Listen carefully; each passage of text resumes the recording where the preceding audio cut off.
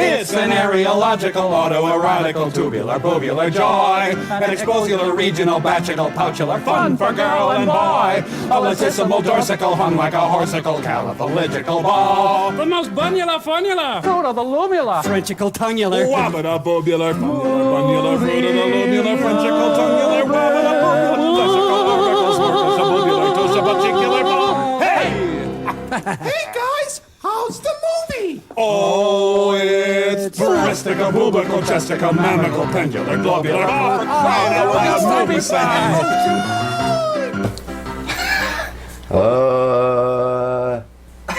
on. All right, I'm good. I'm not good. I never adjusted this. Look how unprofessional you are. There we go. There we go. That's better. So we got to fix this intro video, I think, the first thing. The whole joke is supposed to be that you're quackers, and every different person on the show is named after a different kind of cheese. Munster. Oh, damn it. I wish I could be cheese. I'd be Munster. It'd be a good one for this episode. The horror movie episode have Munster cheese on. But I want to be Monterey Jack, I think. Monterey Jack? Yeah. All right. Like the fat repairman from Rescue Rangers. He was, remember the mouse with the mustache? Yeah. Or he was like a detective or some shit. You know, it took me my whole life. The fat repairman. It took me my whole life to... Now, Louis was a repairman on... He was either a repairman or... he was the mustachioed mouse. He was like an ex-detective or something. But I want to be Monterey Jack. Monterey Jack. And it took me till now in my life to realize that he was named after cheese and he's a mouse. I didn't get that joke till now. Yeah, well, you know, Orange Cassidy. Yep. Oh, and then clearly Charlie is queso. Yeah. De Soto. Yep, that's a Mexican kind of cheese. It is. Yep, It is a Mexican kind of cheese. Yeah, it's a little known fact, but it is. It's made from goats. It's a Mexican goat cheese, queso. Yep. It's very, very greasy. Much like the goats themselves. They are greasy goats. Yep. What horror movies are we talking about today? What year are we? What eras are we even talking about? We're going to go 80s. I mean, if it veers whatever direction, reference, whatever, but I think we'll stick to 80s. Originally, I was going to do 80s B, like the schlock horror movies, but I was like, no, I'm just going to kind of go broad and just 80s horror movies. So 80 to 94, you said? 80 to 94, 93. Anything before Scream? No, man. December 31st, 1990 or 1989. That's where we stop. My favorite though was a remake. I think came out in '91. Return of the Living Dead, the remake. 1990. Yeah. Was it 90? It had Tony Todd in it. And, Tony Todd. He was the lead. Candyman. Yep. Yeah. Man, Tom Savini, who did the makeup for Dawn of the Dead. He missed out on Day of the Dead, actually. He was originally supposed to do the makeup for Day of the Dead, but he got drafted to do war photography for, is it Korea? It was Korea or Nam? What? I think it's Korea. He got drafted as a photographer? He was a war photographer. He was supposed to... Unwillingly? Yeah. He got drafted? He got drafted. He was a war photographer. He filled out too many forms doing his taxes and shit. They're like, you're a cameraman? Come over here. Yeah. What do you need you in Korea? Yeah, he went and he was a war photographer in the war. And he missed out on the opportunity to do the work for the Night of the Living Dead. I think I heard about that. I used to have a VHS tape about his whole career and everything. Yeah. It was great. And and then when he came back, the opportunity came up again to do the sequel, Dawn of the Dead, and he took it. And from there, I mean, he just went off at Friday 13th and all these other horror movies. Probably a lot of them are going to be in the list we're coming up with. Have you ever seen Night Riders? I think that was... No, I don't think so. If I have, I don't recall. I think it's... Tom Savini, I believe, stars in it. It's set in medieval times, but they joust on dirt bikes. Really? Yeah. I don't know if that might sound vaguely familiar, but... And the bad guy is a famous guy, too. Ed something, a bald guy. I shouldn't have even said it because I can't remember, but that was just a weird Tom Savini movie. Tor Johnson. That's 50s, whatever. No, I don't ever remember. But that's my favorite one right off the rip. What would you remake of Night of the Living Dead? And that actually, another fact, that was Tom Savini's first directorial role. He directed that? Yeah. Really? Yeah, I didn't know that. He's the director of that. That's pretty awesome. So he was able to direct that, and the original was probably big for him and his as an influence. Yeah, the original, it was 1968. The original, that was like a turning point in the horror series. That was good too. Because before that, you remember the horror. Well, back then it was 50s and 60s. It was big sci-fi horror, and there was the Hammer series in Europe. Was that like a slasher type thing? The Hammer series was like, it was a reboot of all the original Universal horror monsters, but they brought in like blood and sexuality and a lot of cleavage and everything. So they kind of vamped it up for that time. And that's where Christopher Lee, he played Dracula in like all of them, and Peter Cushing too, who later went to like become world-renowned actors. That's where they got their start. But yeah, so before that, it was all like the atmospheric horror, and there was a lot of things I couldn't do. Atmosphere, like crazy settings, are in like pyramids and haunted houses and caves and graveyards, yeah, all that kind of stuff. So it wasn't jump This was more situational with people against each other, and like, and then Night of the Living Dead came out, this little independent film from Pennsylvania, against each other. And it was like flesh eating like zombies, which at the time wasn't even coined. Like, the only zombie flicks at that time was like White Zombie from 30 something 3 or 1, and it wasn't even like what we know as zombies today. It wasn't Living Dead. It was actually just like the Haitian zombies, which is just under a spell. So but yeah, so when Night of the Living Dead came out, that was like a whole new thing. You're like, oh geez, what is this? And then after that, I mean, it just 70s came along, and then just, you know, Jaws and Halloween, just all, you know, they went to town. So yeah, but the remake Night of the Living Dead, that is a fantastic movie. Like, I was so young when I saw that. That's also how, like, technically I would say my favorite wrestler would be, original would be Tatanka, because just because when I was so young when I saw that might also influence. It does stand up the test of time for me though. Yeah. I don't know what do you know what your first one would be? My first favorite horror movie, or just first I remember? Favorite. Like currently, or even favorite from when you were, 10 or 12 or whatever. I don't know if you would consider it. Well, actually, yeah. There's two. One I would. All right, no, there's one. In a close second, be Friday 13th. It'd be Jason Voorhees Friday 13th. He's like, since I was like, I don't even. The first one? No, Jason Voorhees Friday 13th. The second which one. would be sort of the second, but hockey mask, so it'd be the third. Okay. All right. So Jason Voorhees was huge in my childhood. Freddy Krueger was too, but Jason was like just the reason why I still love him today is like this menacing, just force of nature, just beast, and just plow through everything, unstoppable, and he was awesome. All his kills were like, the death scenes were awesome.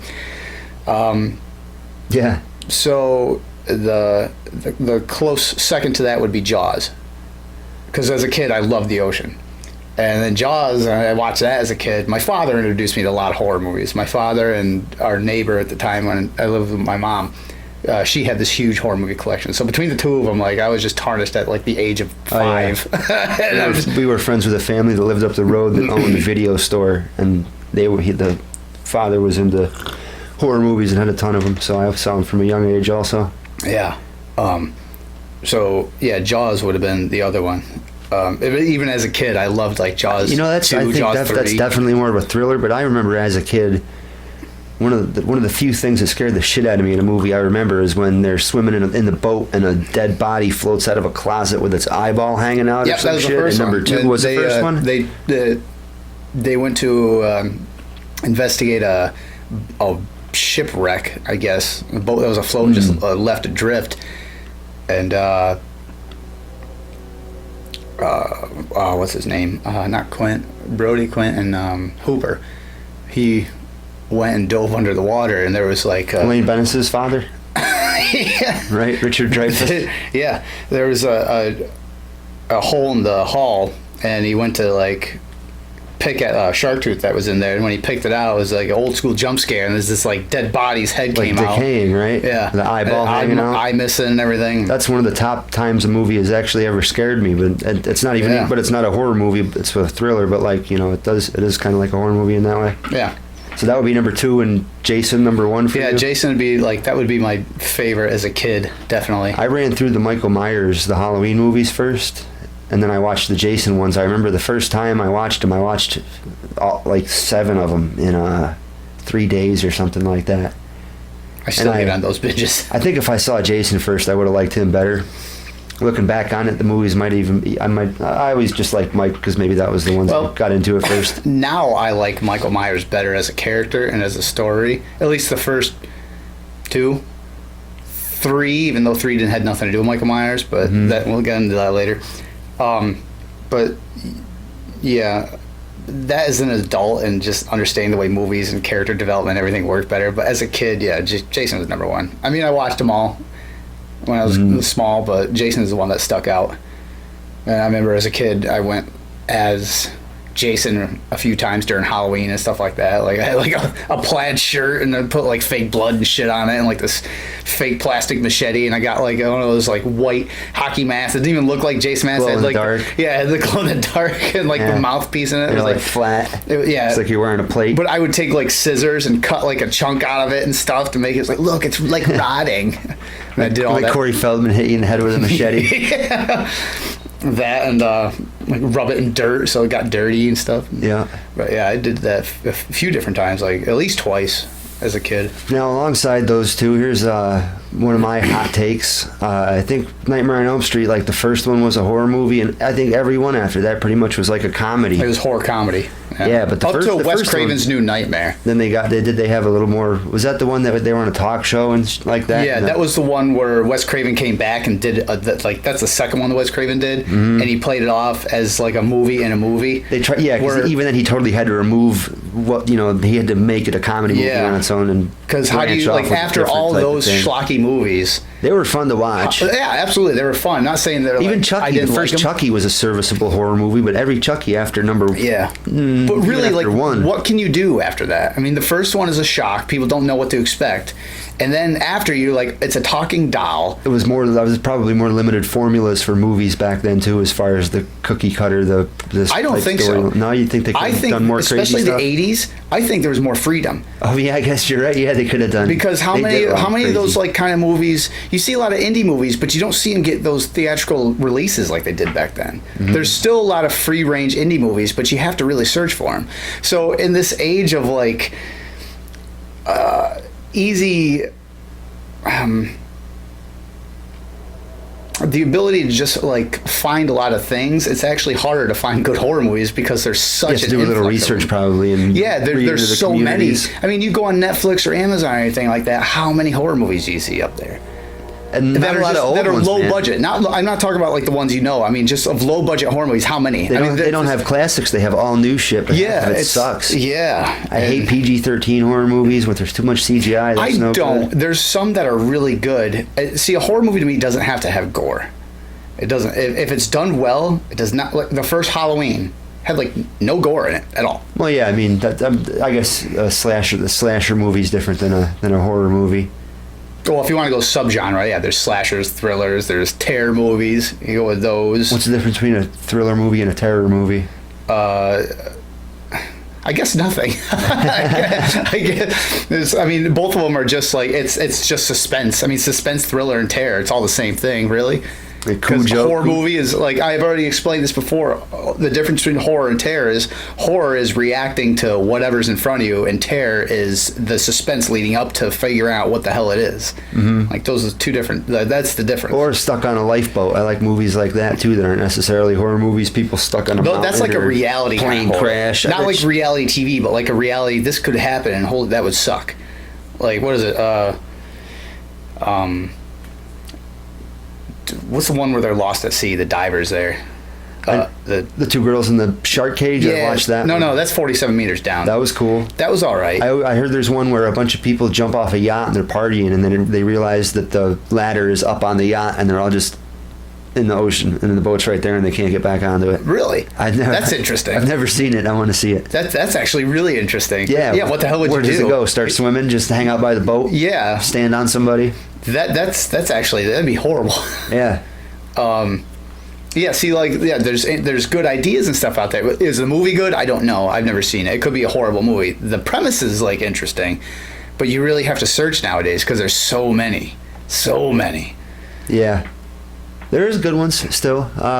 The Ruins, that was cool. People had roots growing in their arms. And I didn't see that. I heard about it, and I've seen clips and stuff, but I haven't actually watched. The Descent, some of the ones where they was underground. really good. Yeah. That was actually, we were talking about before we started doing this. Now we're talking about new modern fucking horror movies, but. Yeah. I want to talk, when I say the 90s, I guess like Event Horizon would be the latest. That was 97, and That's that was late. fucking awesome. Yeah, that was really good. Yeah, that was awesome. A lot of my favorite stuff was from the 90s and the 80s. I mean, the 80s too.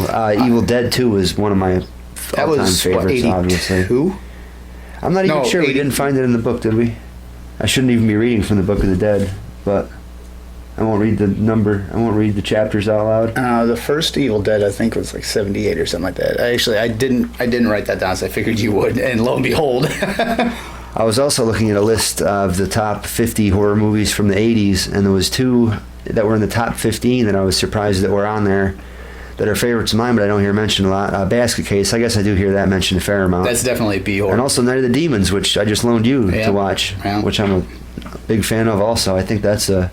that I remember watching that long time ago. Really, yeah? I'm glad you let me borrow it, because as I watched it, I was like, yeah, I do kind of remember. It was like one of those TNT Monster Vision kind of, like one of those things on it. Like that Saturday one had night. a predetermined type cookie cutter thing where it's a group of teenagers that throw a party in a haunted house and crazy demon shit happens. Yeah. That was just the adolescent kind of deal. Like, these guys have to die. I mean, that was done so many times in the 80s, but people loved it. So, but you know what? That wasn't, that whole, I guess, structure was really formed in the 50s. There was a lot of those, and there was a lot of teen involvement. But the thing is, back in the 50s, it was the teens knew about what the beast or monster or horror, whatever it was. They were there to antagonize it anyway. The adults didn't believe them. So the teens were like the heroes of the whole thing, saving everyone else, and the adults were dying. So it was kind of the same, and then just morphed into the 80s. We're like, well, fuck it, we're just going to kill off all the teens. And that's where that happened. The 70s exploitation came out, the Halloween and Texas Chainsaw Massacre, and then... Aside from those two, I don't think I've seen a whole lot of 70s horror movies, really old stuff.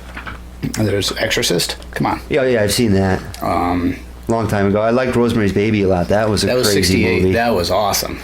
Who was that? That was like a Woody play. Allen's wife. She was actually super hot in that movie. Well, Mia Farrow? It was it? Yes, I think it was. I thought she was super attractive. I thought that movie was fantastic. Let's make this podcast just about hot chicks. Okay. We'll just perv out the whole time. All right. You think I'll summon a demon by hiding my boner with the Book of the Dead? No. Let's not talk about hot chicks the whole time. You have to have it like this, where the face is down. The ears up so it can hear, though. Oh. That was a good one. What about The Birds? I always heard good things about that. I've never seen it. That's Alfred Hitchcock. That's way back. That's thriller, though. Yeah? Yeah. Hitchcock was all thriller. That was, it was good. It was all right. It wasn't, there's a whole, if you want to we could do a podcast on Hitchcock, but I honestly, I couldn't. There's so much Hitchcock, but I never really was a huge fan of him. So I would have to go back and I'd have to rewatch some movies and watch other ones. Everyone's like, dude, you got to watch this. So I really couldn't discuss a lot of Hitchcock right now. Birds is one that I actually saw as a kid, and I do remember parts of that, and that was all right. What else do you like from the 80s? Well, there's 2 remakes I absolutely loved. One was John Carpenter's The Thing in 1982. That's the one where they are in a Arctic, not Arctic, or Alaskan. Okay, they're in the Antarctic, and unfortunately, I'm not familiar with that. I've seen a lot of clips from top horror movie things. If you like I played gore, the video game. It's John Carpenter, but if you like there's gore, a couple famous people in it as well. Yeah, Kurt Russell's in it. Yeah. Yeah, but if you like gore, as soon as you can get your hands on it, watch it. Fantastic. And that's a remake. There's one from the original is like 56 or something like that. And that was Thing from Another Planet, but that was sci-fi, like straight was sci-fi. it similar? They were also in a... Yeah, it was the same thing, and there was like an alien that took it took hosts and whatnot, but the alien was like your typical 50s alien. It was like a big beast looking thing, but you could tell it was like 50s, obviously. But in the 80s, like it was just off the wall. I've seen parts of that. Didn't they kill a dog? And yeah, the dog the alien took form of the dog, and then when you like poked whatever it was like if you heated up something, the alien didn't respond well to, I think, fire, like heat. That's why I was in the Antarctic, and when you heated it up, it would reveal itself, and it was like this weird, grotesque, like half morphed thing, and like awesome. And it was all practical effects. It was great. It was awesome. I can get on board with that. Yeah. Practical effects. I can bitch about CGI forever. They were done awesome. Talk about practical effects. Evil Dead, the whole Evil Dead series. Yeah, the pencil and the ankle. Yeah, and there was stop motion in it. The end of the Evil Dead movie when that demon, like the deadite, like melts or fucking. And even the laughing deer head. I mean, stuff like that sticks with you. The whole place is laughing at him. I complain about one thing about CGI is one of my examples is the squib thing. I prefer to see how can you improve upon a hole literally blowing in somebody's shirt and blood squirting out of it. You think you can improve upon that with a computer? Not really. It's just, why wouldn't you use the squib thing? In a horror movie, how do you think you can improve upon buckets of chicken gizzards and roast beef and guts and actual animal intestines and fake blood? How can you improve? You can't. Yeah. There's certain, like, CG has its place. Like, especially now, like with the Marvel Cinematic Universe I talked about, with these monster movies, Godzilla and whatnot, like CG definitely has its place. But there's other places that it doesn't belong, like in horror movies, because no matter how much CG you put in it, there will be nothing like having a guy come in, a fantastic makeup effects artist, make a dummy head, and then crush it with a hammer, and it blows up. Toxic Avenger, head in the weight machine. Yeah, an easy one was the watermelon when those kids ran over the kid. And that was so unnecessary and out of place. Kid on his bike, they run him over and then back up over him. It was watermelon. That's an interesting franchise too, the Trauma franchise. Trauma, shamelessly trashy series of movies that are low budget and over the top and just titties But yeah, I mean, that's what the 80s were, though. I mean, all that stuff. That's why there are so many, like, could-be horror movies. And like I said, the difference between now and then is, like, then they would actually have...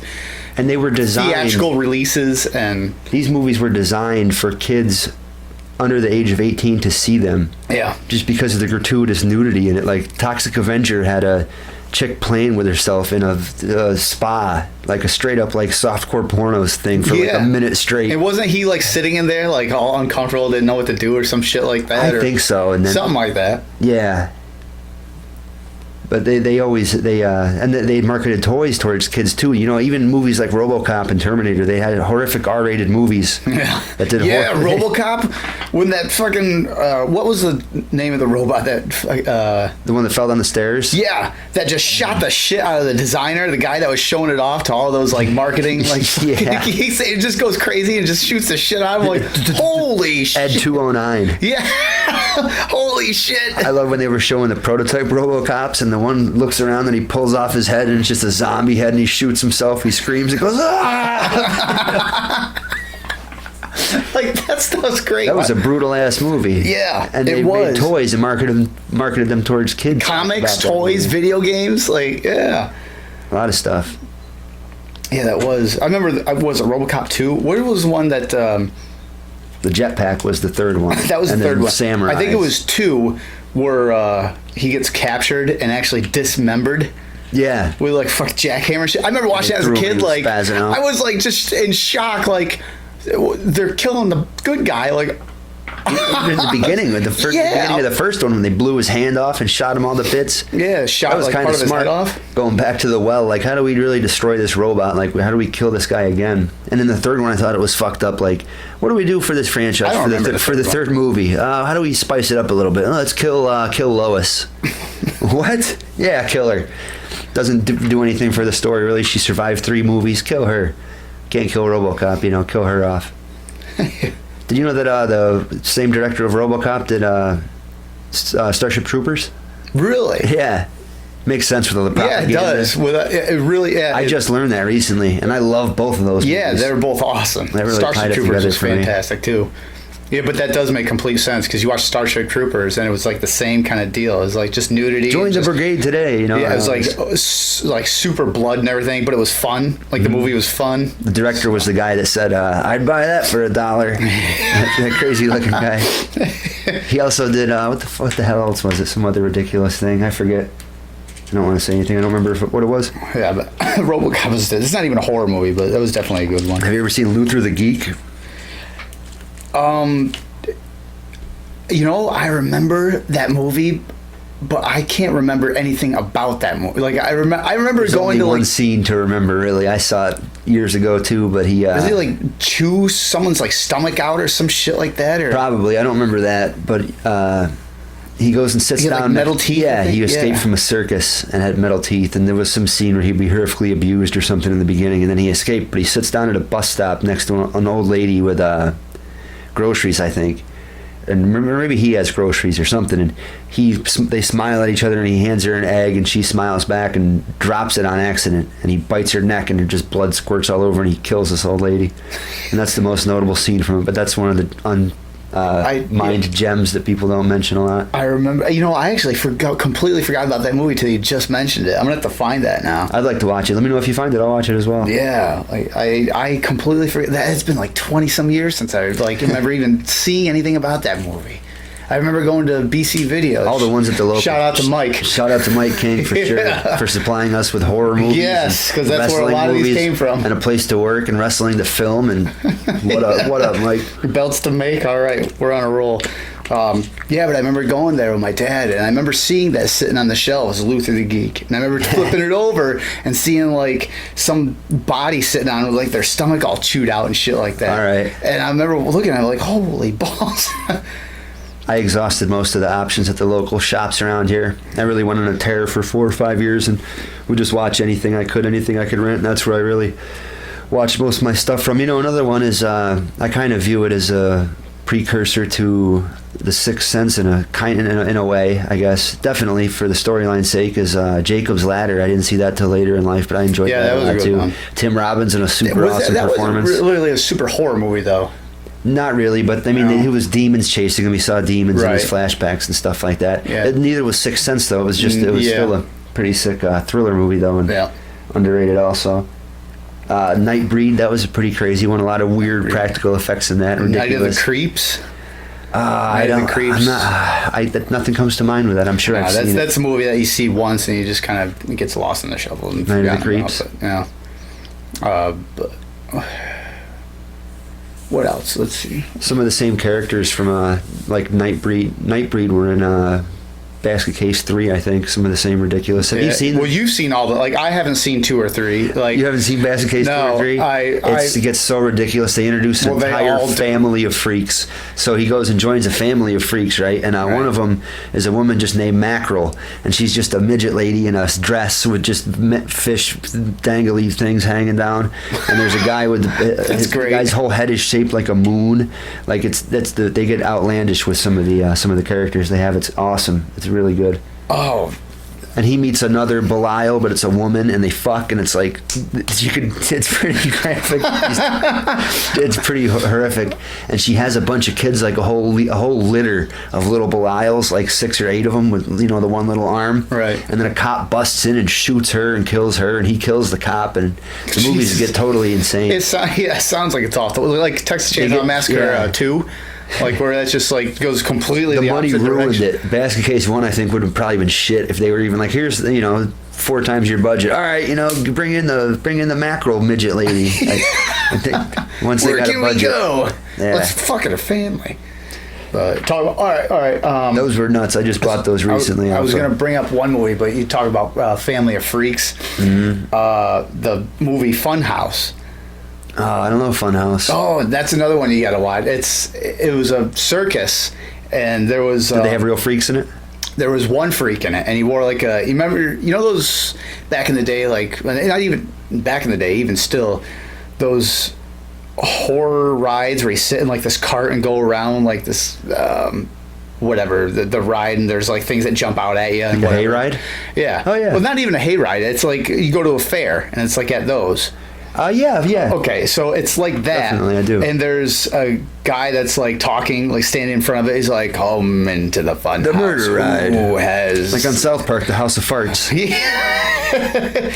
Well, there's him, and then there's a guy wearing a Frankenstein mask that like loads the people onto it. Well, that guy in a Frankenstein mask. All right, before I get to that, This is the movie you're talking about here? there's a group of kids that hide out in the fair, the carnival, after hours when it closes, and they want to just go on like just wander around like typical 80s stuff. So the fair closes and they wander around. Well, it turns out they see like all the carnies and stuff and what they really are like, and they're really fucking sick and twisted and shit like that. And like, there's affairs going on and stuff between them. Well, the guy in the Frankenstein mask happens to be this like freak, and his face is super like elephant boy big and like eyes. Now, Like, is that a real thing? Does he really have? no, it's definitely okay. 80s makeup, so it just makes it that much better. Yeah. But One eye never blinks, and it's like up here. Yeah. One eye's covered in like Yep. makeup. So it's that, and then they ended up getting chased around by this guy and like knocked off slasher style one by one through it. Thrown into the gears of a Ferris wheel or something. You have to watch the movie. Head smashed Like, with a bumper if, car. If I mean, you like the the same, mallet, yeah, you like the same kind of horror movies I like. The 80s schlock, you'll fucking love. This. Chopping Mall. That's I want to watch that. That's like a horror comedy. That's good. Really, is it? Yeah, it's in horror comedy. That's one I haven't seen in about But 20 so is years, like a but I lot of the Friday 13th and Creep Show is actually considered a horror comedy. I'm thinking of isn't Creep? What's the one where they have the dead body death is sitting in the aisle at a movie theater pointing up to Creep Show. That's Creep Show. Okay, That's Creep four Show different 2. stories. Okay. Creep Show 2 is that And one. they're all segmented. They're three Yeah, or four. it's an anthology movie. The Creep Show 1 is the creep at the ticket counter, like handing out a ticket. One of those. That's the one. The Creep Show 1, there's I think 5. There's the first one is. There's 5. Yeah, there's 5. Holy shit. Each one's like 15 minutes or something. But Okay, 5 movies per Creep Show movie, and there's 2 Creep Show movies. Yeah, that's what I mean. Okay. It's an anthology movie. There's actually 3 Creep Show movies. Okay. But Now, is one of them where a big snake thing comes out of the ground and kills the guy and his boot comes flying out? Monster comes out of the ground and eats a guy? no. Okay. Unless it's 3. I haven't seen 3, but 3 had nothing to do with the first 2. Yeah, the first one was. There was, I think, Happy Death Day or Father's Day. That's what it was called. It was Father's Day, and it was a old man that died, but he was like really verbally abusive toward like one of the family for Father's Day, and he ends up dying and comes back to life as a zombie, like awesome 80s looking zombie, like over the top. And ends up killing off like parts of his family and stuff, and walks out with like one of the girls' heads on a tray. Always, he was like the whole time he's like, "Where's my Father's Day cake?" And it has like a decapitated head with like frosting and a candle on it, and like so there's that. And That sounds like he was just a poor senile old man that just couldn't help it and was just rude to people. Yeah, And then like they that's what it just was. Grandpa's such a dick now, and they didn't really understand what was going on, Yeah, and then he just killed everybody. That's too bad. and then there was like Leslie Nielsen was in it. Really? Yeah, he played a villain in it, so that was cool. He ends up like killing off 2 members, and they come back as zombies. Then there's like a meteorite. That's awesome. In another episode that comes down, and Stephen King played the part in that as a farmer. He grows moss on him. Yep. I've seen it. I Yep. love that fucking movie. And the That's last another one I was, haven't like, seen. Can Old I Man. curse on here? Are we live? No. Is this I pre-recorded? mean, yes. No. What's this rated? Yes. Do kids listen to this? Absolutely. Ah, Jesus, I hate kids. Fucking kids. Do you have kids? Yes. I like your kid. Yeah. She's a nice kid. She's a bully. She took my hat and just walked away from me and chucked it over the couch. Like, it's a horrible child. In the end, Bully. Stephen King is covered in moss and shoots Yep. himself in Yep, his shoots easy himself. chair. Oh God, I remember that. Yeah. And there's the old man. The last episode was the old man that was like a super not germaphobe, but didn't like cockroaches and everything. And ends up his apartment gets overrun by cockroaches, like shit like that. I don't remember that, but for whatever reason, that Moss Man one sticks with me. That's like, probably one that you real saw like, heavy. I ages was ago. very young. Yeah, But that's awesome. I love the Hell Creep yeah, I Show. remember that. Now Creep Show was a collaboration of Stephen King, Tom Savini, and George Romero. As directors, writers, content Yep. producers, Yep. providers, So, all that. and those, if for anybody Wow, that Romero- knows wow. anything, like those 3, especially in the 80s and 90s, were like the godfathers of horror. Yeah. So, and they all had did the whole spiel of Creepshow, and I think Creepshow 2 as well. Creepshow 3 had nothing to do with any three of those. It was like a whole different thing that for somehow got called Creepshow 3. I haven't seen it just because everyone I've ever talked to that has seen it said don't bother. And one day I'll come across it and watch it and have formulated my own opinion, but it just hasn't been one that I've really been on my radar to hunt down and watch. But yeah, that's the Creepshow series. And then the remake of The Blob. That was the second remake I was talking about. I haven't seen either of those, I don't think. It never seemed appealing to me. The Blob seems like such a shitty, like, 40s, like, movie. Well, it was. If you watch the one in the 50s, like, you watch it, it's like, it's very 50s sci-fi, you know, and monster they made movie. fun of it on The Simpsons before I got a chance to see I'm it at all. telling you, if you watch, again, it's 80s horror. If you watch it, there's over-the-top gore, and it's just... In a Blob movie, yes. Does it dissolve people's skin? That'd be cool. It fucking does. People and shit. That is cool. It is awesome. Huh. It is awesome. It's just, it's your 80s horror movie. It's just over the top and just fun to watch. What about, what's the Stephen King one? Not Maximum Overdrive. Overdrive. Yeah, that is Maximum Overdrive. That's not so much a horror movie either, but... No, I guess you consider it a horror movie. He had some incredible contributions to the horror movie genre. Just looking at, I glanced at a list. His novels. Cujo was way up, and The Shining was, you know, it's 1980. Shining and Poltergeist seem to be 80 or 81. number 1 and 2. Yeah, definitely. The Shining is one of my all-time favorites. And everybody always says about how he didn't like the final product. He wasn't happy. Honey, I'm not gonna hurt you. I'm just gonna bash your fucking brains in. He's Awesome. great in that. Yes. Jack Nicholson's great all the time. He's such a scumbag when he's like, yeah, the old sperm bank. Oh, Jesus Christ. Yeah. But yeah, Jack Nicholson's awesome anyway. Actually, I think his first movie was a movie called The Terror, which was a movie that was I think it was Roger Corman, but that was a movie that was traded to like 4 or 5 or 6 different directors throughout the course of it because they kept quitting during the movie, and then when it finally came out, it was like this jumbled clusterfuck of something. But I think that was Jack Nicholson's first role. It was either that or the first Little Shop of Horrors. One of those two, I think. I haven't seen those. Either that or it was either Jack Nicholson's first role or Jack Nicholson's first attempt at directing, because I think he might have actually directed part of that Terror movie from way back. It was a black and white. I think I own that. I think I bought that on DVD at the dollar store. It would be in one of those like top 100 movies for like $15.99 or something. He was in a lot of weird stuff, random shit. I saw him in. He was in Tommy. The Who movie, singing. He had a singing role in it. Really? Yeah, he was a lawyer. But The Shining was awesome. Poltergeist was awesome. Cujo was great too. Pet Sematary. I want to see the remake of that. I guess that's good. I think I actually started to watch it, but I wasn't able to finish it. I remember watching The Stand when it came out when I was like 10, and that was pretty amazing too. And I've always wanted to rewatch it, but I never have. I don't think I ever like. It's a whole thing, you know. It's my Seinfeld impression. That's a whole thing. That's really bad. Throw it out. Turned into a Dice Clay. I had to throw my belt out and hit the urinal when I was unzipping my fly to pull my dick out. Oh! See, that deserves a collar pop right there, but you're not the collar. What other ones? What about the Texas Chainsaw Massacre remakes? I actually like that one that everybody shit on with Matthew McConaughey and the guy with the robot leg. Wasn't Dennis Hopper in that too? Yeah, he was in it. He's been in some Dennis cool Hopper was shit. in the sequel. Dennis Hopper played... Yeah, that one, people generally... Oh, I thought you were talking about the 2004 remake. No, with Jessica Biel. Yeah, that was okay too, but that falls in the genre of new. That was a Michael Bay like big budget reproduction thing. So I enjoyed it. A lot of people didn't. I understand why they didn't. I thought it was serviceable for what it was. They make all those movies try to look the same now. They're all grungy looking and shit. They try to, but it's clean looking at the same time. Yeah, that's exactly what it is. It's same as like the remake of Friday the 13th. It looks like Cabin Fever, like the same attitude and the slope. The 2000s. It was the 2000s look.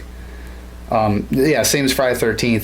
There's a lot of people that hated it, a lot of franchise buffs that hated it, and I understand why. I personally, I loved it. I love seeing Jason run. Wow, okay. Like in the beginning when he runs, like holy shit. He also ran in with the first one, didn't he? For the second one, yeah, he runs jogged across the street. Because that was actually a big thing. He's like, Jason doesn't run. You're like, yeah. How big of a fan are you? Yeah, he does run, and actually he runs in part 1, 2, or 2, 3. I think he might in 4 too. If the low point for Michael Myers and throughout all the span of movies is getting beat up by Busta Rhymes, wait, but then breaking his neck, I think was the afterwards. Low point getting beat up by Busta Rhymes, or was it the whole Curse of Thorn angle where he becomes this like catatonic thing standing off in the corner during? He's still busting on Rob Zombie. Is that still Rob? No, the Thorn that was like part 6. It was the Curse of Michael Myers. I don't remember that he becomes catatonic. Yeah, the curse, that Curse of the Thorn or whatever it was, and at the end of the movie, like he basically it gets revealed that he was just this thing that was evil being entity. Yeah, he was this thing that was being used basically for this cult to kill off like surviving family members or some shit like that, or someone in the line of Thorn. And at the end of the movie, like you just see him like just standing off in the corner of like while the sacrifice thing's going on, and he's not doing anything. Like they completely made him powerless. Like that's the one that Paul Rudd is in, I think. Yes, I think that's okay because we were lucky to get a guy like Paul Rudd in a movie like that. I think if they could do anything, they could have had Michael Myers wear a dress in that movie, and I'd be like, yeah, Paul Rudd happened to be in it. So Ant-Man faced Michael Myers.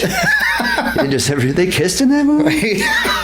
He lifted him up and spun him around like the figure skating thing in there. Yeah. People were okay with it. Yeah, it's Paul Rudd. He can do what he wants, man. That's right. Everybody loves him. You didn't see Clueless? No, I don't remember that, but no. I thought watching Busta Rhymes hit like a that was terrible, like a 6-hit combo, and temporarily beat his ass was kind of ridiculous. Street Fighter fighting, fucking within a movie that had a reality show type overtone, which is ridiculous. But what would it be for as the resident Jason expert? What would it be for him that did it? That would be ridiculous. Would it be Corey Feldman very on in the movies chopping him up? That was kind of weird. I actually really liked that. I thought that was great. That whole thing for the 80s. Mm-hmm. I think the low point of Jason would have been part 9, where he was barely in the movie. What was the scenario with that? That was Jason Goes to Hell, when at the beginning of the movie they blow him up, and then the doctor takes his heart and gets like fucking like tranced by his heart and eats it, and all of a sudden he becomes like this walking version of Jason, but it was the doctor, and then he just passes on this worm from person to person that comes out of his mouth into the next one, and at the very end, like the worm comes out and goes in the vagina of like some chick that had blood relation to the Voorhees family, and then all of a sudden Jason comes bursting out of the floor. That's ridiculous. Who knows that? How much coke were the directors on to? I don't know, but there's been some crazy Jason things, like Jason Takes Manhattan. So hold on, which was shot in Vancouver. Pause on this for a minute. The Jason worm can possess people by traveling in and out of their bodies. Yes. But to be formed into a rotting Jason, it has to find a relative of his with DNA. Yes. And impregnate. Wouldn't he be inbred even further? Is that why it had to be a relative? He had to knock up his own relative with himself? I don't know. Well, no, he impregnated and gave birth to him. He impregnated himself, and then something gave birth to him again. Do you think because he was inbred to begin with, he didn't know that he could just impregnate a regular woman? He's like, I gotta find my cousin, and now he's double inbred. Why would he have to find? I don't know, but that's just my point. It's like that movie was just so off the wall. Like whoa, like and just not thinking that deep into it, everyone's gripe was this is a Friday the 13th movie and Jason's in it barely. At the very beginning and at the very end. Everything else in between. That was like in a lab setting or like a secluded... the beginning was at Crystal Lake. The middle was like throughout like a traveling whatever. It was like going to the lab, the doctor... And this was in the late 90s when this came out? 93. I must have seen it. Wow. 93. Huh. And it's a shame too, because that was Kane Hodder's third film, who is Jason Voorhees. Like, that's one of those people. Like, Jason. Is that the one where Freddy takes his mask at the end? Which was Kane Hodder's hand. Yeah, okay. Yep, that was set up for Freddy vs. Jason, in which that got delayed and went through all sorts of hell. But yeah, that I think was, to me anyway, that was a low point. And there's been some just low the crazy points. mythology of like Jason possessing people and moving from body to body. It's not even crazy. That's not a bad low point. It's super stretch. Like, that's what it is. At least like fucking Usher didn't beat his ass or something. That's true. Like that's not nearly as bad. I mean, Jason's been in space and shit, but at least that was like that was fun. Yeah, like, that was just you fun have to to watch. go to space eventually. Yeah, I mean, Leprechaun was in space. Yeah, Leprechaun in space. Yeah, so I think that movie was based off a tattoo. Was it? I think so, because I work with a guy and he has a tattoo this big of a evil leprechaun in the back of his arm. And I was like, "Hey man, that movie Leprechaun, huh?" And he's like, "Yeah, what do you mean?" I go, "Your tattoo?" He goes, "Oh yeah, it's evil leprechaun." I go, "You seen the movie?" "Nope, haven't seen it." Evil Leprechaun? I didn't see that movie. I swear it must be one of those generic tattoos that sits in a tattoo book that you can look through, and that guy just got it. That one over there. One day a guy wrote a movie about it. You know, an actual evil leprechaun. I need an idea for a horror movie. And how do you have a tattoo on and you haven't seen Sweet tattoo. Didn't you say you got one on your ass cheek? Actually, a friend of mine, shout out Josh, he's got a tattoo of a leprechaun on his ass cheek. Bragged about it all the time back in the day. like a Syracuse, like a fighting Irish? I think so. It's a fighting Irish. I don't know. Wow, that's something. I never really asked to see it. Should have. No, that's all right. Get him the mail picture and put it up on there. Yeah, I'll get a male picture. Yeah, mail picture. Mail picture that male. Who? That doesn't matter. But yeah, so I think that was Jason's low point. Talk about Sleepaway Camp. I want to talk about some horror movies with trannies in them. I think that's the only one, isn't it? Oh no. Oh no. Hold on. I got a list. No, Do you really? No. I was gonna say, I wouldn't be surprised. Oh no. That was a good shock, like legitimate shock twist ending. That was a good one. Yeah, there was a few of those. I'd like to rewatch those also. I didn't see any past the first one. My biggest memory, I think it was in the first one, was the girl getting shoved into the porta potty and coming up with all leeches on her face, and she's plunging her back and down into it. That was pretty cool. What do you think is your favorite death scene in Friday the 13th movie? Death scene in Friday the 13th. Oh God, there's like 180 some, I think, or something like most famous one would probably be the machete to the face and the backwards roll down the stairs in the wheelchair. That's a famous one. The sleeping bag kill, which was done twice. Smashed on the trees. Yep. Yeah, wasn't it Kevin Bacon took the spear up through him on the bed? That was a big one. Well, yeah, all right. That was a kill in it. It wasn't Jason, but that was a kill in it. Oh yeah.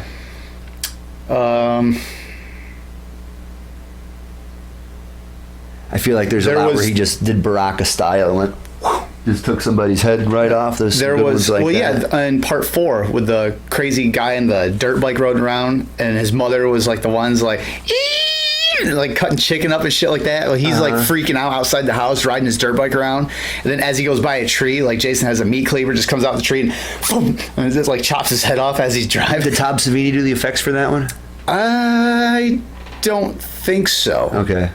I don't think so. I think he did for part 1, and I don't know if he did for part. I was just wondering if the dirt bike related stunt was a predecessor of his dirt bike related No, I don't think he movie. did the effects after part 1. I'd have to double check that, but I know he did 1, and I don't think he did anything after that. Maybe not. I don't know. You'll have to go back and watch the movie Knight Rider. It's spelled like knight with a K because it's in medieval times, and they wear armor and joust on dirt bikes, and Tom Savini is the star in it. And I believe they just hardly address why they have dirt bikes. Nobody really, expounds on it. I think he just went. It was just one of the things that it's like we're going to throw this in and not make any mention. It's an alternate medieval future, medieval past where there's dirt bikes. That's the only technology in the entire world. Yeah, we won't make it. That's kind of fun though when they do something like that. Ed Hunter is the bad guy. Don't make any mention of it. So when you're watching it, like. Wait, what? Yeah, they're playing horns and trumpets and, roasting pigs on spits, but they're ripping around Turns out dirt to be bikes. an M. Night Shyamalan film. Where do they get diesel fuel from? And it's an M. Night Shyamalan film, and like the whole time they're just in like a Renaissance fair and they don't know it. Yeah. You don't know it the whole time. You're like, fuck. Meh, meh. What's that sound? That's the dragon. That's the interstate. Hey, that's the dragon. Everyone run from the dragon. Meh, go. It's coming. delivering water. They think drones are huge dragonflies. Meanwhile, the Culligan Waterman wonders why the entire town runs away every time he shows up for a delivery.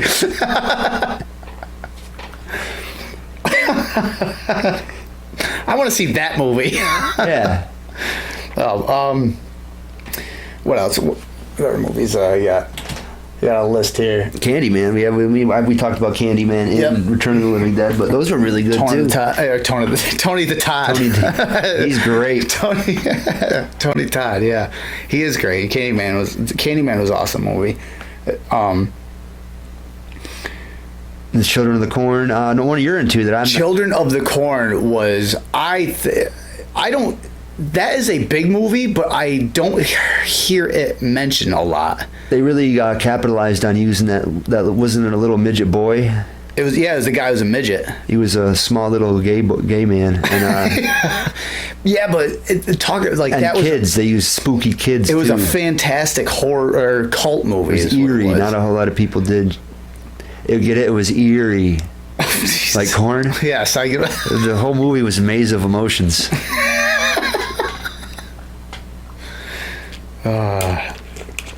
Yeah, but that's another one where it's really well done. That and Village of the Damned was the 90s, but that was another one that was borrowed from it the same way. The spooky blonde-haired children.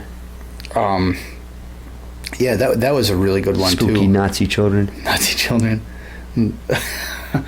One movie that I really like, and not a lot of people like it, because your main character isn't in it for the franchise.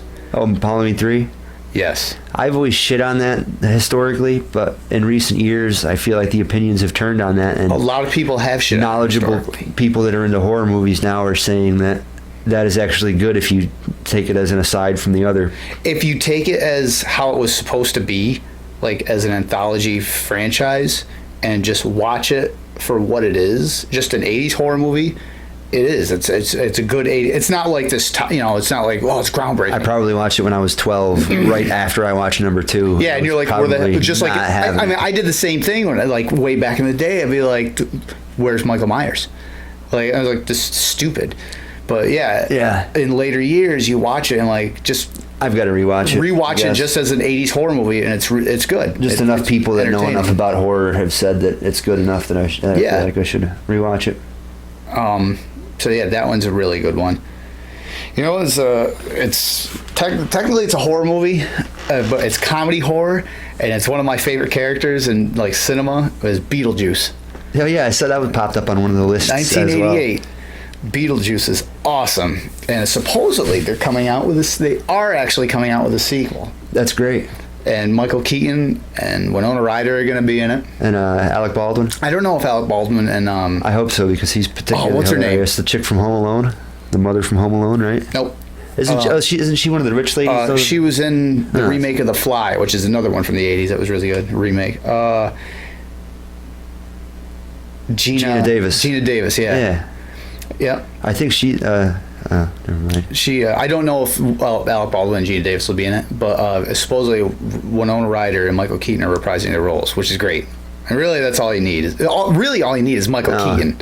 Winona Ryder. Let me tell you something about her. I like a woman that shoplifts. Gets things done. A woman from Hollywood that shoplifts. Yeah, just for the thrill of it. For the thrill. That would be great, Beetlejuice remake. Yeah. No, it's not a remake. It's a sequel. Oh, well, yeah, of course it would be. I don't want to see it. That'll be something. That's one thing I would be against, too, is a remake. I don't want a remake of Beetlejuice. I want a sequel to No. Beetlejuice. Who do you like to see play Beetlejuice in the remake? If there was a remake? Yeah, that's an interesting one. Because Keaton's a serious actor. He just happened to blow that fucking role out of the water. Well, he's a good character actor. He was in Birdman, Batman, Michael Keaton, Tim Burton's Batman. Jeez, hell. Yeah, Multiplicity. No. So he's a good character actor. Who would play a good Beetlejuice, though? If you say Russell Brand, I'm walking out right now. Never coming back. I like listening to Russell Brand rant on I like things, him too, but not after that. No. I don't. I'd have to think about that. I don't know. It will be a tough one. We haven't mentioned Hellraiser yet either. You know, actually, just off the top of my head, without thinking of a bunch of actors, Jack Black. That's a good one. no, The Workaholics, all three of them. no. What the hell is his name? Liam Neeson. Nope. He was Jack Sparrow, fucking guy. Hunter S. Thompson. No. Way fucking off. Oscar Acosta. Raoul Duke. Raoul. Sonny Barger. No, Johnny Depp. Yeah. That's, I guess so. Yeah, that's a good one. Without thinking of like a bunch of other actors, even though you listed off a bunch of other actors. Those are all just characters in the Hunter Thompson universe. I Yeah. was trying to name people around him without actually saying him. Johnny Depp, I think, without thinking of a bunch of other that's actors. a good one. I'm not a huge fan of his either, but I would say he would probably knock that right out of the park. Because he's a good character actor. Yeah, he's a nut job. Yeah. He's a total weirdo at this point. We haven't mentioned Hellraiser yet. I really enjoyed the first one. Clive Barker, yeah. A lot of the stop motion guts and the moving, the formation of veins and muscle and people rotting, and it was very gory. Super gory movie. Chains ripping people apart and shit. I think there was a fan theory where there's been a lot of fan theories where it was very romanticized as well.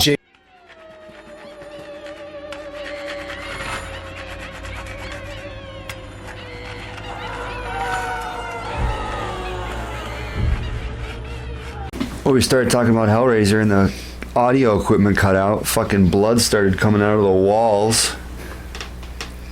fuckers, Pinhead, the son of a bitch. Heard the voices of children crying and goats screaming from the basement. He anal raped you. We realized the audio was out. James was telling me about his favorite underage gangbang in a horror movie. What was that you were saying? You were really going in depth about it. It was, I think it was... you just already said it. You're using too many words, man. Podcasting is all about economy of words, and just as soon as you said it... podcasting was about words. A plethora of words. Is Lots this a of words. podcast? No. What is this? It's a video cast. And that's a real thing. Well, if it's not, it is now.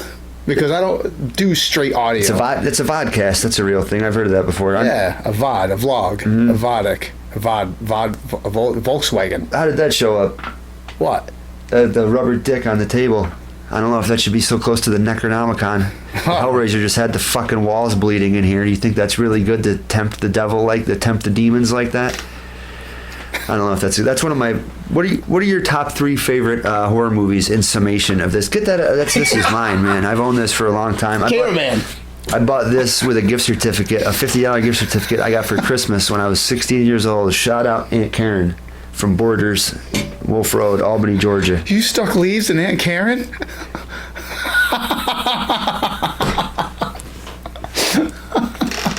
What are your top 3 horror movies?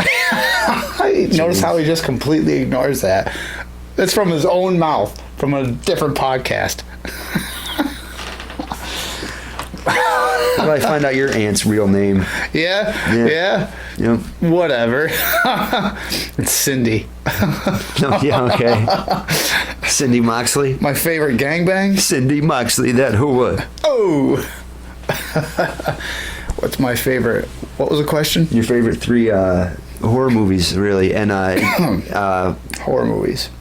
or franchises. Like, you don't have to say if Friday the 13th Part 2 and 5 are your 2 favorite ones. You don't have to take up 2 slots. Yeah. Okay. All right. So in no specific order, the Friday 13th. I mean, it's because the beginning of this podcast, that's what I was talking about before. That one stuck out in my mind from when I was a kid. So Friday the 13th, Halloween. Just because it's Michael Myers, the first Halloween. That one I'll actually specify. It's not the Halloween franchise. It's the first one. The very first, the original The one. first one from '78. That had the lowest body count of all of them, didn't it? They only killed 5 people. But so. it was good. It was well done, if I went about the franchise, it would be Part 1, Part 2, which in the story arc that killed him deader than shit. So, and the end of Part 2, I believe, was the first time when he was known to possess immortality when he was shot in both of his eyes with a .357 revolver and then exploded. Yeah. No, he didn't explode. Oh, no, he wasn't? He was burned? Yeah, he's burnt. But they shot gas tanks to ultimately burn him or something. Yeah, right? yeah. Oxygen tanks, that's what it was. Yep. And the last one that came out at the time of this recording is last October 2018, the Halloween H40 or whatever. It's the actual successor to the first movie. What's the next? What's the sequel after H2O? Halloween H80. Halloween, Brondo. Mutilate your thirst and your victims. Halloween electrolytes. That's what Electro. That's a comic book character. Anyway, so that one was done by John Carpenter again. He came back and did that one, and that one was great too in its own way. How old is he, do you think? John Carpenter? He's got to be up there in his late 60s anyway. Do you think he's the most successful director in the history of the world because he defeated fate and bucked the trend of his father and grandfather before him and was not in fact a simple carpenter? Would you say he's the Jesus of horror movies? I would. The Jesus of horror movies. He's a carpenter. I'm gonna tell you this.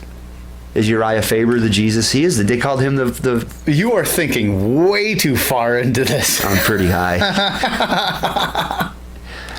Now shut the fuck up. Okay. What are my fourth or third, whatever, how many, the last other franchise? I can't remember.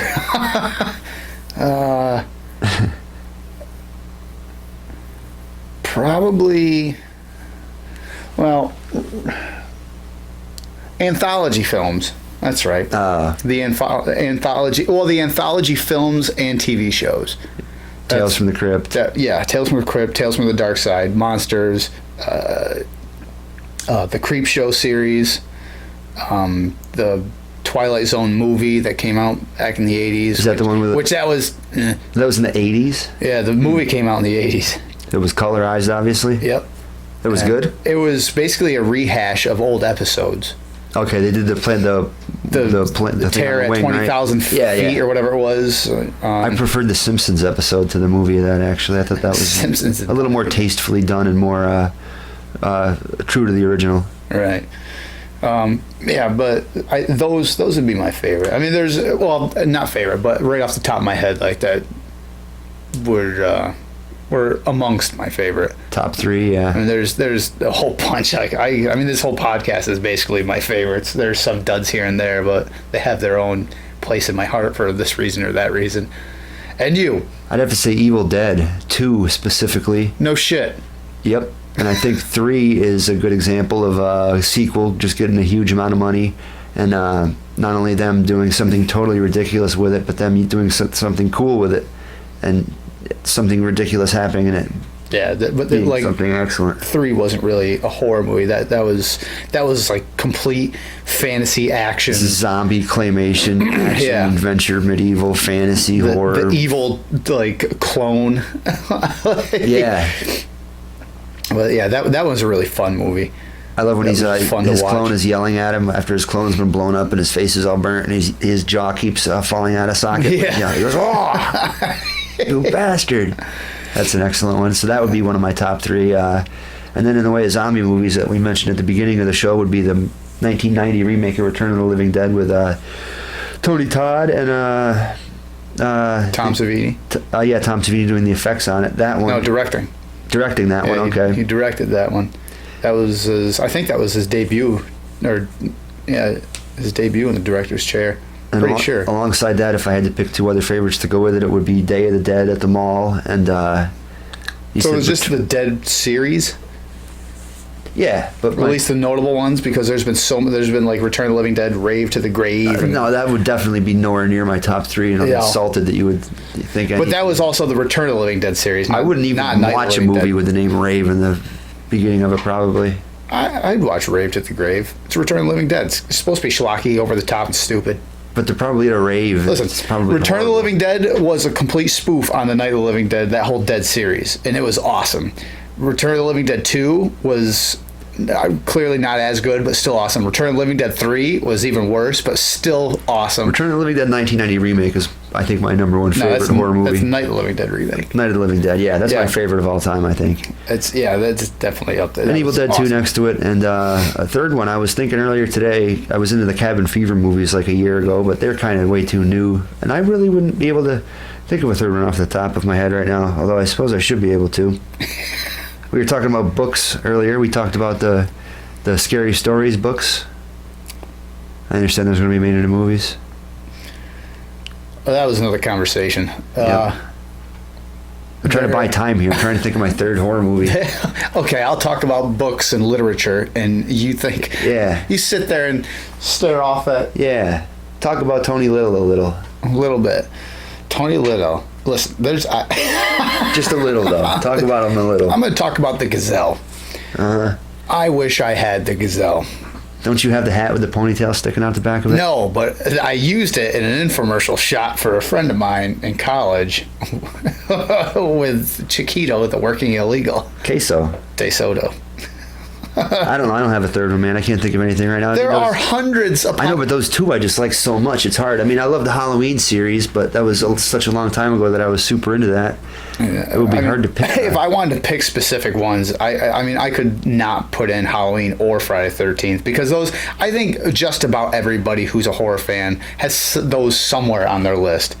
I like the summation of both of those better than Hellraiser 1, but I also love Hellraiser 1. I think Hellraiser 1 might be a better standalone movie than any of those, but there's so many good Myers and Jason movies that I think they're better. But Hellraiser 1 could likely be on my top 3. That's one I enjoy a lot. Right. I feel it's old. It's not cheesy like a lot of the 80s stuff. It wasn't even in the 80s, wasn't it? Was it late 70s? Hellraiser 1 was 80s. Was it? Okay. It was 89, I think. All right. It was the late 80s, 88, 87, I think. It might have been 87. That one seems not so much artfully done, but more not so much of no ridiculous soundtrack, no crazy in your face, no directing that was styles. a serious. That was more serious film. It wasn't directing aimed towards kids. There was a lot of gore in it and blood and just real gory scenes and a seedy type Melrose Place storyline and shit like that, but with demons in it, like the guy banged his brother's fucking wife or some thing like that. There's crazy shit going on in it. Claymation. Not a lot of movies you get spouse, brother banging and claymation, you know. It didn't happen. And Timmy wasn't pulling teeth and wanting to be a dentist and railing out his brother's fucking daughter or whatever the fuck it was. Maybe he should have been. Probably should have been. He heard she fucked the abominable snowman, so he was out. Not after he's been in there. Yeah, well, I'm going to one-up you. I don't want to be in that igloo anymore. Where's the skunk man? Yeah. If I was to I could sit here and redo my list. If I was to not include like the franchises, the almost name dropping franchises, I could say the remake of The Blob because I stand by that film. I want to see that. That's awesome. The Fun House. Because it's not like the Blob. Like the Blob was obviously a bigger that's the one budget. that the guy had the mutated face and was. Yeah. Okay, that sounds cool too. The Fun House. And The Fly, the remake of The Fly, with Jeff Goldblum. All right. That one. That was really good too. Again, not like top 3, but Dusk Till Dawn, I would say, has got to be one of mine, dude. I know it's new. Too. That's way 90s. Yeah, that was like 96 or 5. I don't even really consider that. It's not. Well, that's one that like starts off like this, and then all of a sudden just completely shifts into something else. You're like watching it. If you don't expect what's going on, like first time you watch it without knowing anything about it, anything on it, you watch it and then halfway through the movie you're like, what the fuck? The first half is great too. Yeah, not like the first half is bad or anything like that, or the second half is bad. It's just the first starts off like the first half, outlaw chase kind of better half. It was like an outlaw chase kind of movie. Yeah. And then they end up at this like bar thing, and then all of a sudden it shifts, turns into like this like vampire. Over the top, like fucking. I mean, Tom Savini's in it with the fucking like the cock gun. Yeah, Tom Savini. Yeah. Yeah, and it's awesome. Awesome. Yeah, there's definitely serious credential behind the special effects in that, and a lot of the people in it. Fred Williamson. A lot of the he's the old time action movie icon, B movie icon and stuff. Yeah. A lot of cool people in it. Cheech. Yeah, Cheech is in it. think Salma Hayek was the first one to turn into a demon to really cross the movie over, wasn't it? Wasn't she the first one to? She says, "Welcome to slavery," and then her face turns into the demon face. I think. Don't recall. I'll recall. Give me a couple minutes. It'll pop into my head. So yeah, I think that's hard to even consider that a fucking horror movie. You know what's another one that we haven't mentioned is Brain Dead or Dead Alive, whatever you want to call it. I can picture the cover of it, and I'm sure I've seen it. The one with like the tons and tons. Peter Jackson did it. Oh, okay. Tons of gore. The rat monkey at the beginning, it bites the guy and they cut his arm off with a machete in like Africa or some shit like that. And they bring the sickness over. That just sounds horrifying. That could be the whole movie. There's like all that crazy fucking over the top gore. There's like, it's like considered the bloodiest film of all time. All right, I'm watching that today. There's like a dining room scene where there's all these undead things like infected with this animals and shit. Well, don't tell me. It sounds actually really good. I'd like to watch that. It is. Well, the thing, I'll tell you this, because no, don't tell me. I'm not going to tell you. No, I need something to jerk off to tonight. Oh, absolutely. I mean, there's so much lubrication in that movie, you don't even know what to do. You make your head spin off, right off. Decapitations. Well, that's how I do it. I call it the head spinner. Spinning heads. Yeah. It'll come right off. Yeah, I just twist it. You'll come and it'll be right off. I jerk off like it's a tube of toothpaste. Roll up the ends and get the last bit. Anyway, yeah, watch that. Definitely. If all these Dead movies Alive. And it's Peter Jackson, the guy that did Lord of the Rings and crap? Yeah, and the remake of King Kong. Dude, no, I'm telling you. Yeah, if you like King Kong, if he said he did a good job with that, he must do some others.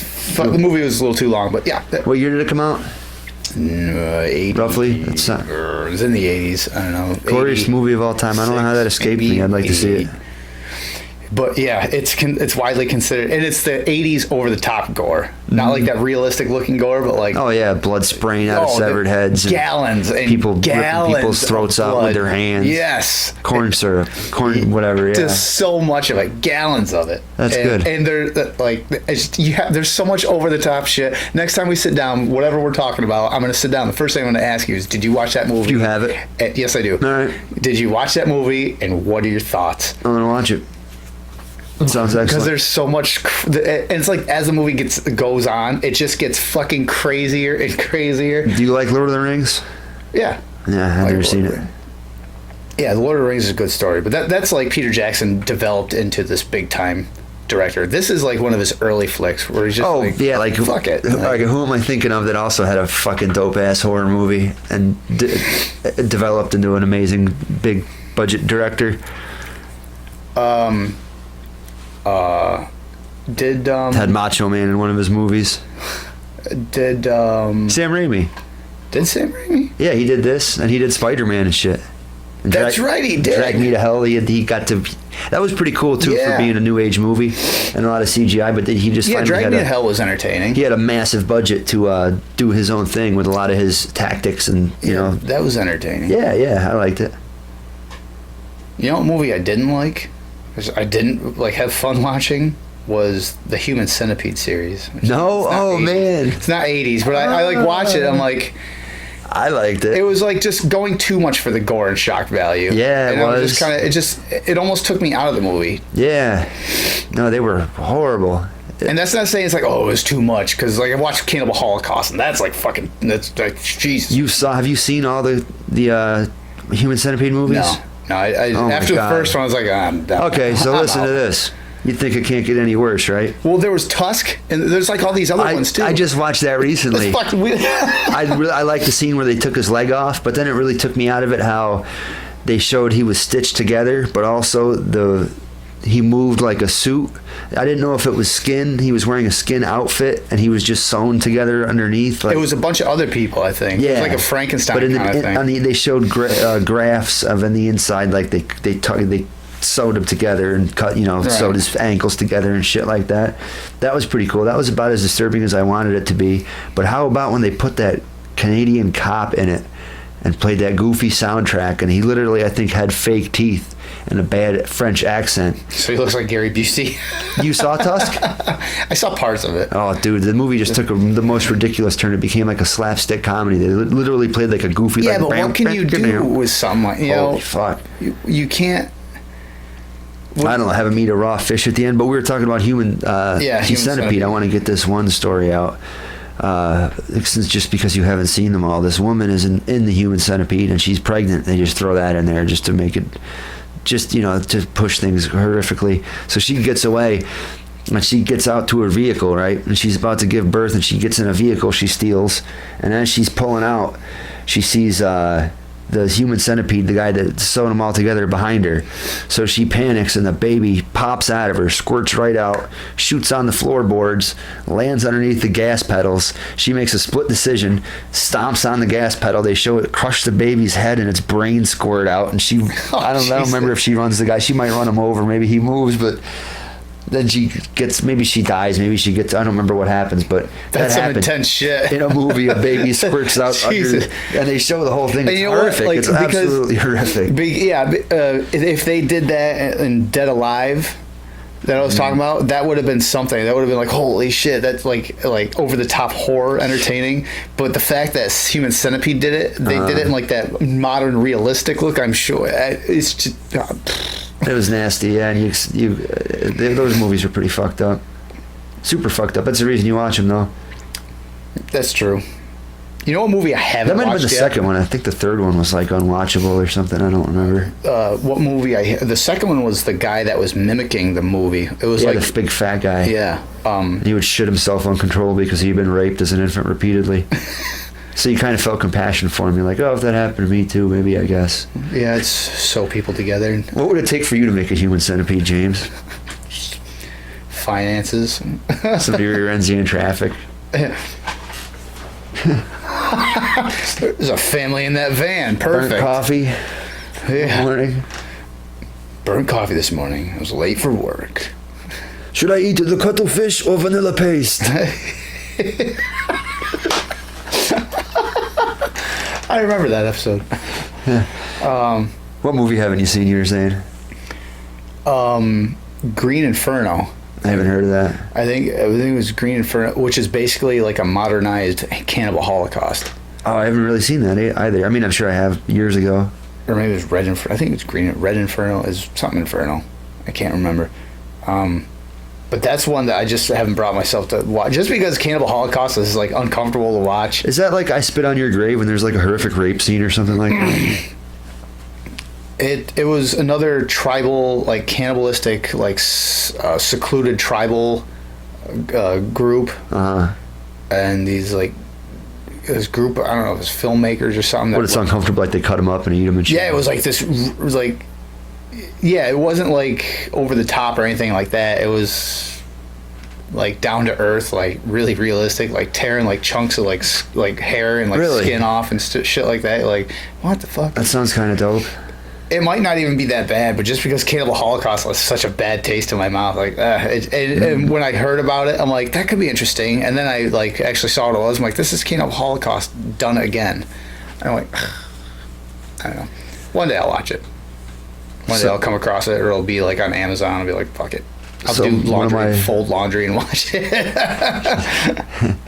The most unsettling death scenes for me would be the brunette girl getting killed in a House of 1,000 Corpses when Sherry Moon chases her down and stabs her up, and she dies like with her eyes open. That was kind of mild. You think so? Surprisingly, I thought how she died with her eyes open and her breathing work and everything, and how she was like looking at her. I thought that was really kind of creepy. Do you have one that's unsettling like that, a death scene? Or creepily realistic? Somebody kicking or spasming or something like that? I don't know about death scene, but there is something that drives me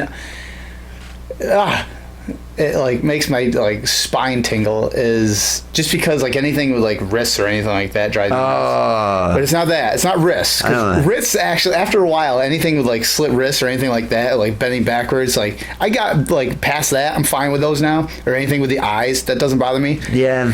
There's one thing that drives me nuts. I don't like fingernails getting peeled back. That bugs me a little bit. In the remake of the I think it's Wax Museum or House of Wax. There's a scene with Paris Hilton. Someone's going up. There's a fucking moth. The horror moth. There's a scene where someone's walking up or downstairs, and someone goes from behind the stairs with scissors and cuts their Achilles tendon. Oh. That, even talking about it just drives me into like, Yeah. 'Cause I hate even hitting my Achilles And they always tendon. say it would roll up your leg if it got cut. People always would say that when you're a kid, you know. That drives me nuts. That's a bad one. I've hit my Achilles tendon I don't know how many times throughout my life, and that's horrible. There's another movie where they straight up slash somebody's shit like that. I forget what it is though. But it's awful. Awful.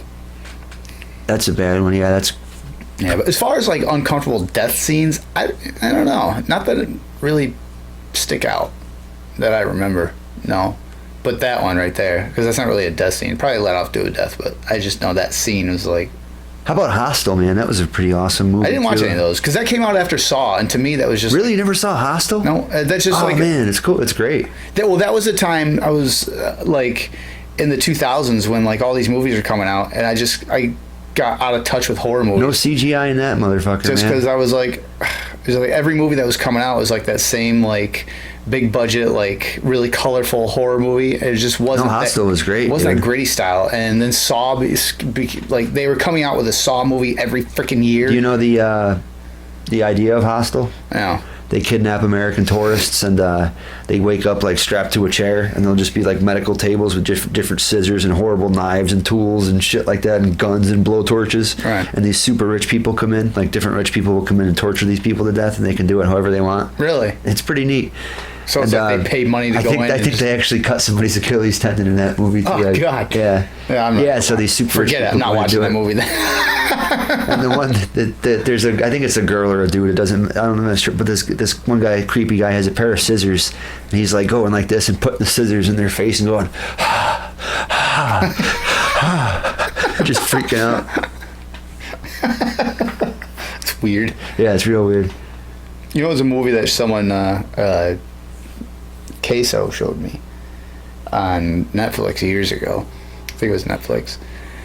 Was the ABCs or Oh, that was kind of dumb, dude. He's like, dude, you gotta watch this. So I watched it, and I actually got to the seventh was- one in, and I think it was in Spanish, so I turned it off. there was one like these, Which is funny 'cause these two Charlie- people were jerking off. Like, it was almost like a race to see who could What like. letter was that? I don't know. I don't know what the letters were. I just remember different scenes, like these two people jerking off while there was like murders being committed in front of them, and like the first one had to like climax in order to live, and the other one got killed or some shit like Wow. that. What 12-year-old wrote that? I don't know, but I watched it, and he's like, he's like, this is great, and I'm watching it, I'm like, this is stupid. I was like, all right, I guess, whatever. But That's right along the thought-provoking, lines I of those guess. like modern horror movies where I was just like, I can't do this. This is dumb. Yeah. I say that, Oh, but no, then like that- if you really go back and watch 80s horror movies, they were fucking stupid too. But boy, they were great. some of those were kind of cool. The ABC's death thing, but once you realize that there's going to be 28, 26, whatever, however many letters there are, I'm not sure really.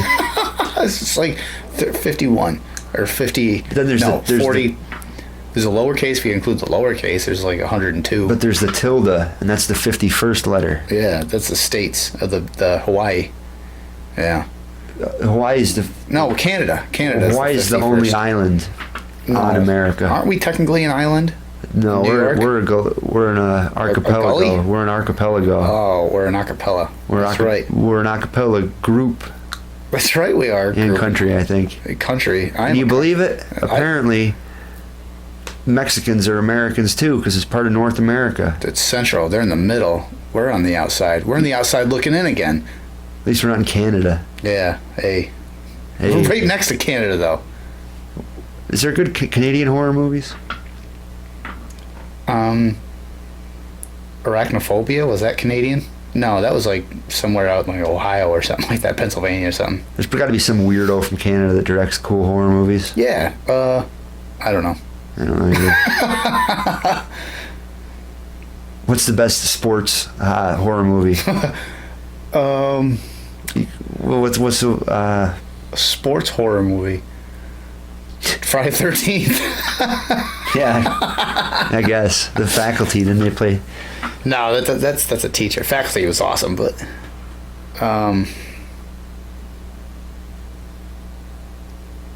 There's plenty of. did we touch on Tremors? I can't even remember. Tremors and the Faculty. Yeah. I don't know about Tremors. Well, you were saying earlier that's like a throwback to the 80s style monster. Tremors was. The town bands together to defeat a large monster enemy. But the Faculty was as well. Yeah, Tremors was fantastic. Complete throwback to the 50s monster movies of like them and Tarantula and War of the Colossal Beast or Giant Colossal Man or anything. What are we going to do? There's a giant turtle terrorizing town. Call the sheriff. It's a sea turtle. How did it get here in Arizona? But so yeah, Tremors was a complete throwback to those, whereas it's just like a small group of people trying to figure out what the hell to do with the fucking sea turtle that's roaming around. Wasn't there. Eight-Legged Freaks kind of like that too? Yes, that was something. And I loved Eight-Legged Freaks too. That was that was a guilty pleasure movie. That was like an action horror movie. But yeah, that wasn't really a horror movie. That was just a straight monster movie. Oh, all right, yeah, you're right. I mean, you could say, all right, the sci-fi flicks from the 50s were kind of like geared as horror movies, but they're mostly considered sci-fi movies. What do you think about what's better, Zombieland or Shaun of the Dead? I'll say Shaun of the Dead. They're coming out with a Zombieland too. I've heard that, yeah. Yeah. I thought... yeah, but I would say Shaun of the Dead. Zombieland, when they first got to Bill Murray's house, it said BM on the gates. And I was like, they got fucking zombie Barry Manilow in this movie? I didn't put two and two together. Right. Yeah, we talk about comedy horror movies, or spoofs. Talk about spoof horror movies. We already touched on the Scary Movie. First one was good. The second one, I thought was better than the first one. Yeah. Then after that, I thought they just got really bad. Like, Scary Movie came out, which was funny, and the Scary Movie 2, I'm like, yeah. And then after that, just like, it was a complete, like, utter dive. Yep. The Scary Movie 2, there's so many lines that I quote from Scary Movie 2, like, that was a really good, really funny one. One of them I used to quote, not so much anymore. Want to get butt naked and wrestle? What else? There was give me your hand. Take my hand. No. Was that the second one? Give me your other hand. Oh, okay. My other hand isn't strong enough. Take my little hand. Is that the one where Hanson?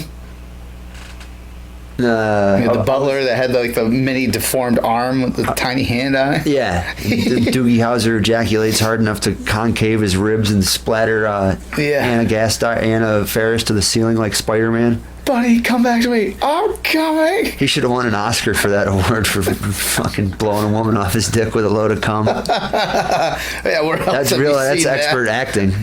You know, what was his motivation for you? He just looked in the mirror like, I love pussy. He just sat there before the set. I'm gonna make this girl scream. I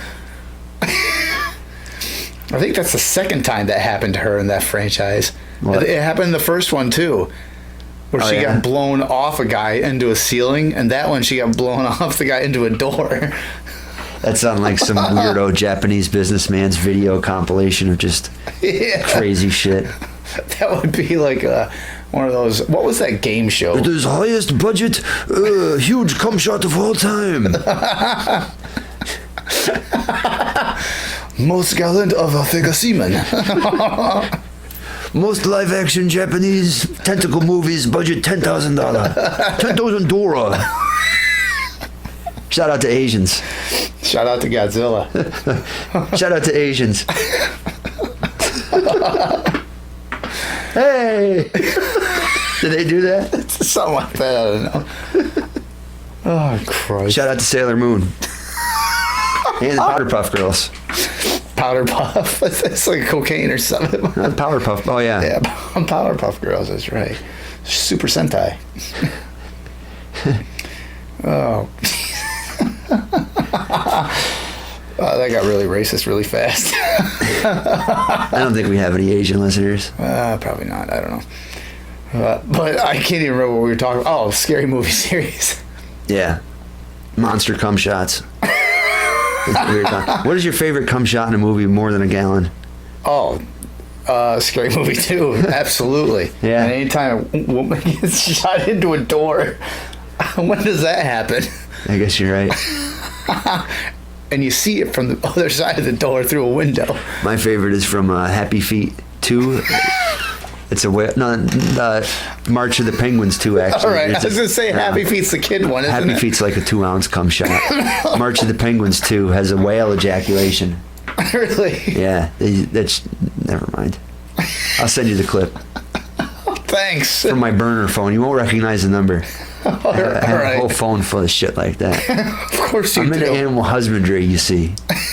That's the way you can say it and not sound like a creep. You're an animal rapist.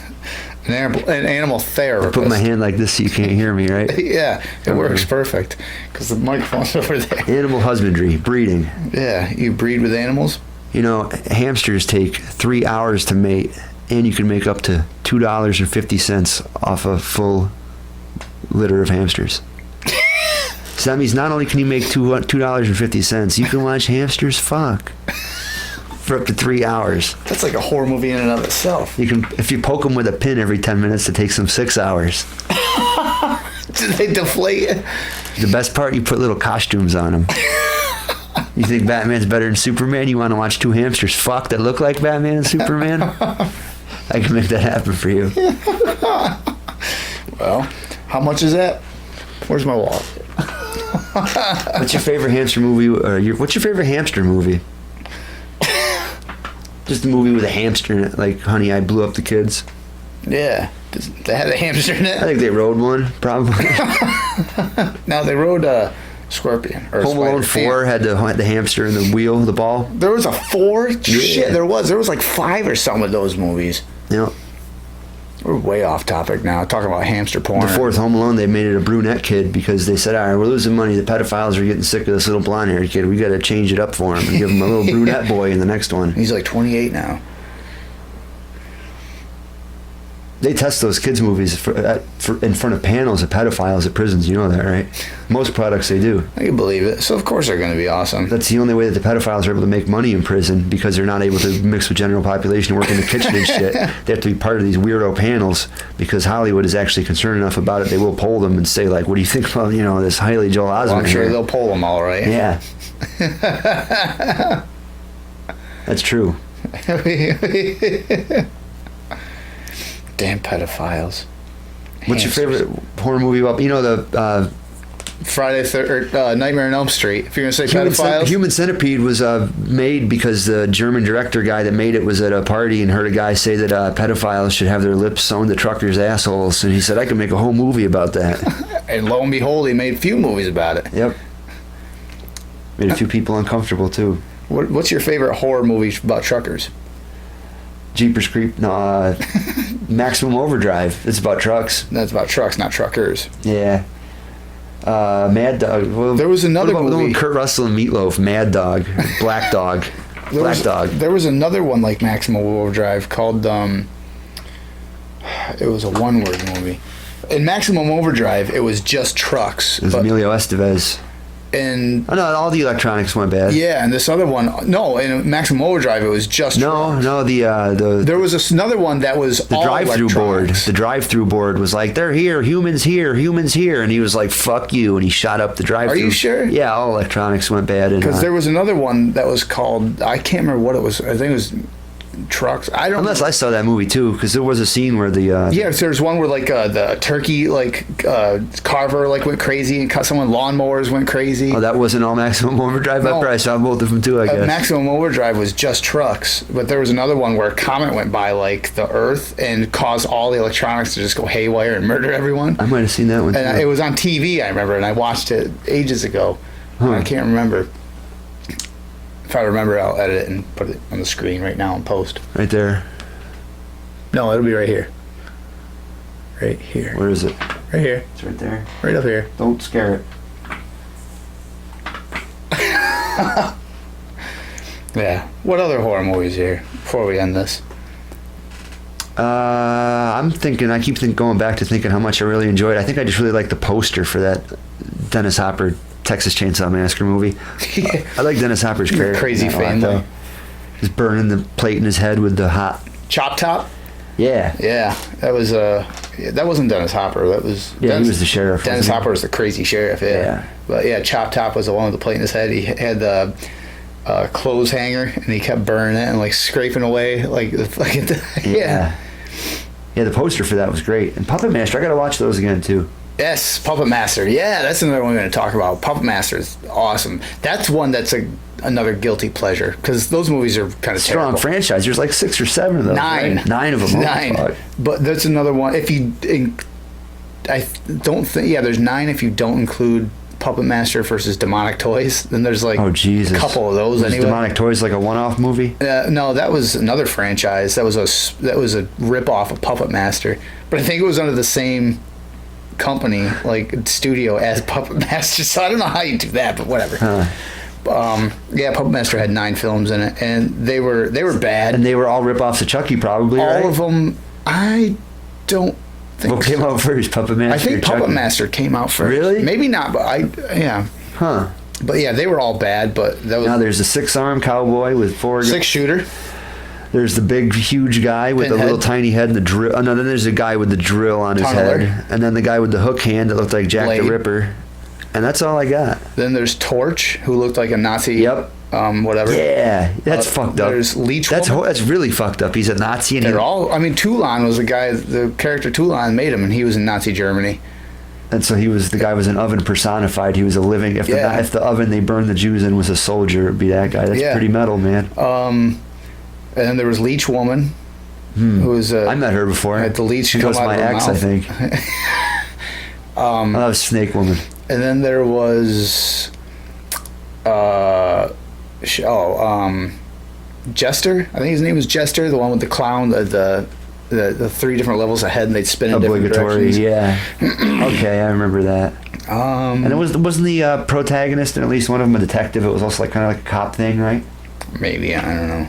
There was one where. No, I mean the main character in the movie, the human guy. Wasn't there like cops in it or something? No, he was. No, there wasn't. Toulon was a puppeteer. Well, he created them, right? Yeah, But he who was created fighting them? Who were they? They were trying to kill, like a good guy. He created them, and he had like some kind of life serum that would actually bring him to life, and they were just basically an attraction, and they would.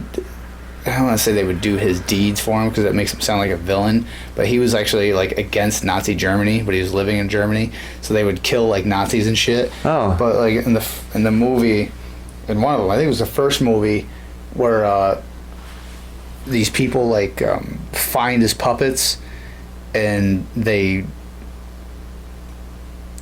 find them, and I can't remember if there was some antagonist in the movie that was I don't know, I can't remember the fucking movie. Like I had to rewatch it. It's been so long since I've seen it. I remember it happened in like a hotel up on that looked over a sea, and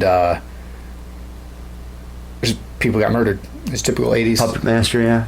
Yeah, it was Master of Puppets, Metallica. Master of Puppets. That was not big on Metallica. They're good. I mean, they're all right. I'm more of an Avenged Sevenfold guy. I like Five Finger Death Punch more than Metallica. No, I don't know songs by either of those last two. I know the Backcountry song. Yes, I know he does. Backcountry song. He but always that's it. brings these albums over to here. It's like, No. you gotta listen to this new song. No, not into it.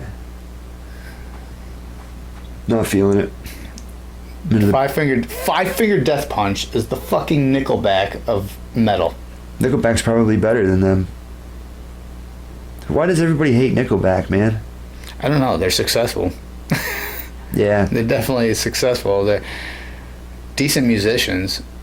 It's like, I really honestly think it's they can't stand them because it's one of those bands that got shoved down your throat so much in the 2000s. I think everybody shit on Creed until they broke up, and then they're like, "Who do we get now?" Yeah, Nickelback. Fuck you Yeah, guys. yeah. There's like what?